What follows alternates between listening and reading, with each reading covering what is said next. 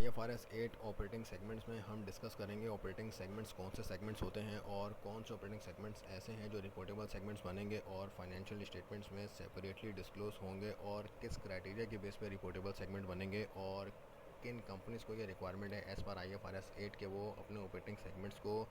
Financial statements में separately disclose करे। तो डिस्क्लोजर की रिक्वायरमेंट पब्लिक कंपनीज़ को है जिनकी सिक्योरिटीज़ या तो फिर लिस्टेड हों या इन प्रोसेस ऑफ लिस्टिंग हो। और ऑपरेटिंग सेगमेंट बेसिकली वो सेगमेंट्स होते हैं जो अपने रेवेन्यू खुद अर्न करें और एक्सपेंस उस रेवेन्यू की बेस पे इनकर करें, और चीफ़ ऑपरेटिंग ऑफिसर या चीफ डिसीजन मेकर जो है उनके इस रिज़ल्ट्स को कंसिस्टेंटली रिव्यू करें और उस ऑपरेटिंग सेगमेंट्स की प्रॉपर इन्फॉर्मेशन अवेलेबल होनी चाहिए, यानी proper books of accounts maintain हो, डिस्क्रीट फाइनेंशियल इन्फॉर्मेशन अवेलेबल हो when required. Reportable segment basically वो सेगमेंट होते हैं जो एक स्पेसिफिक IFRS 8 के दिए हुए क्राइटेरिया पे फॉल करें, जो ये है कि total revenue internal plus external 10% या उससे ज़्यादा होनी चाहिए कंपनी की ओवरऑल रेवेन्यू से देखें तो, और एसेट 10% या उससे ज़्यादा होने चाहिए कंपनी के टोटल एसेट से देखें तो, प्रॉफिट और लॉस विच इज़ हायर वो 10% या उससे ज़्यादा होना चाहिए, तो वो रिपोर्टेबल सेगमेंट बन जाएगा। और IFRS 8 की एक रिक्वायरमेंट है कि एक्सटर्नल सेल जो है कंपनी की टोटल एक्सटर्नल सेल वो 75% उसको डिस्क्लोज़ करनी है सेगमेंट वाइज। तो अगर वो सेगमेंट वाइज डिस्क्लोज़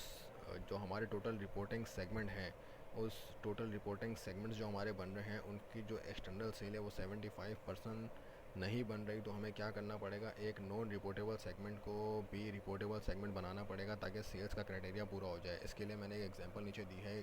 हमारे 3 सेगमेंट हैं A B C, ये हमारे रिपोर्टेबल सेगमेंट हैं।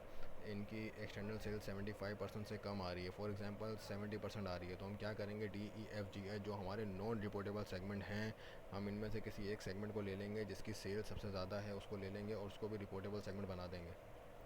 75% क्राइटेरिया पूरा करने के लिए। अब एक और ये है कि ऑपरेटिंग सेगमेंट कि अगर आपको लॉन्ग टर्म परफॉर्मेंस चाहिए तो सिमिलर करेक्टरिस्टिक उनकी होनी चाहिए, और एक ऑपरेटिंग सेगमेंट को अगर आप दो या दो से ज़्यादा ऑपरेटिंग सेगमेंट को एग्रीगेट करना चाहते हैं एक सिंगल ऑपरेटिंग सेगमेंट में, तो आपको देखना पड़ेगा कि उसके जो कोर प्रिंसिपल्स हैं IFRS के वो कंसिस्टेंट हैं या नहीं। अब सिर्फ कंसिस्टेंसी मैटर नहीं करेगी, सिर्फ इसके अलावा एक क्राइटेरिया दिया हुआ है एग्रीगेशन का IFRS 8 में। वो क्राइटेरिया कुछ ये है कि segment are similar in each of the following respect. उनकी प्रोडक्ट और सर्विस की नेचर भी सेम होनी चाहिए, प्रोडक्शन प्रोसेस भी सेम होना चाहिए, क्लास ऑफ कस्टमर भी सेम होने चाहिए, और डिस्ट्रीब्यूशन का प्रोसेस भी सेम होना चाहिए, और नेचर ऑफ रेगुलेटरी इन्वायरमेंट भी सेम होना चाहिए। क्या क्या चीज़ें सेम होनी चाहिए, प्रोडक्ट और सर्विस सेम होना चाहिए, प्रोडक्शन प्रोसेस सेम होना चाहिए, क्लास ऑफ कस्टमर सेम होना चाहिए, डिस्ट्रीब्यूशन का प्रोसेस सेम होना चाहिए, और नेचर ऑफ रेगुलेटरी इन्वायरमेंट भी सेम होना चाहिए।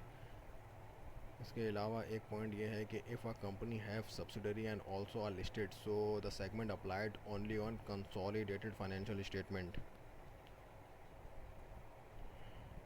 इसके अलावा एक और जो अहम पॉइंट है, अगर एक कंपनी है उसकी सब्सिडरी भी है और एसोसिएट भी है, तो क्या ऑपरेटिंग सेगमेंट तीनों पे अप्लाई होगा? तीनों पे अप्लाई नहीं होगा, सिर्फ कंसोलिडेटेड फाइनेंशियल स्टेटमेंट पे अप्लाई होगा।